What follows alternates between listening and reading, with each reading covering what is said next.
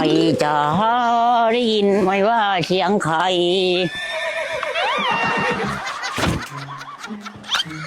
เหมือนเสียงคนร้องไห้สุดขันเลยว่ะขันขนาดวะว่าเฟื่องขึ้นบนเด็กเกือกเฟื่องนะ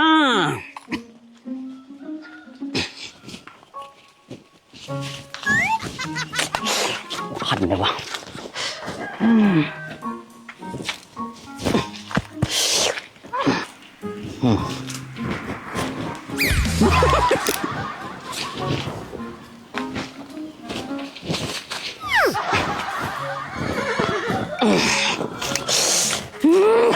กูขนไม่อีกฮะเมียก็ได้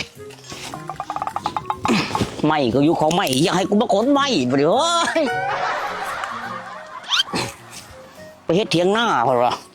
เดี๋ยวก็ฮอดปีใหม่แล้วโอ้เว้ย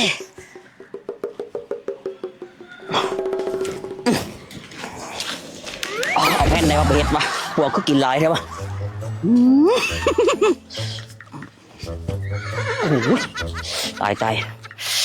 นอนหลับบ่นอนมาดิโอ้ยศูนย์แล้วยังครับ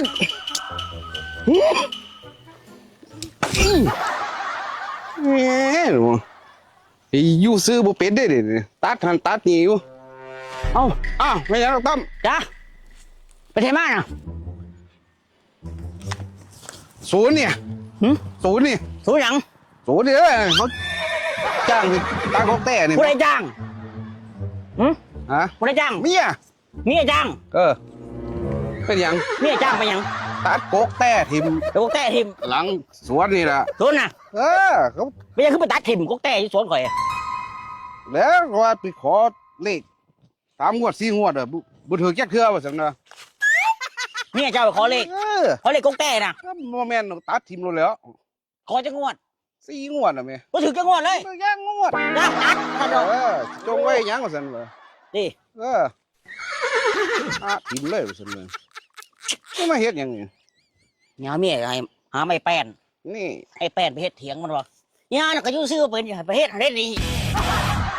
เฮ็ดเถียงอยู่ท้องหน้าพุ่นน่ะโอ้ยอยู่กลางท้องหน้าเพิ่นสิไปนั่งอยู่นอกห้อนห้วยแตกแบกบ่ได้กันเด้อถ้าได้เบรกอยู่กำลังคัดไม้อยู่นะเลือกเอาแผ่นงามๆพอดีจะตัดกกแต่กกนั่นบ่ตัดแล้วไปเอ็ดแป้นเถียงตัดทิมเลยตัดทิมเลยฮ้อนไฟต่ำเลยแล้วไปตามเขาเลยว้ายอยู่จ้องบ่500ดิแบ่ง100เด้จะไปตัดจ้อยบ่เพิ่นแก้ไขนะ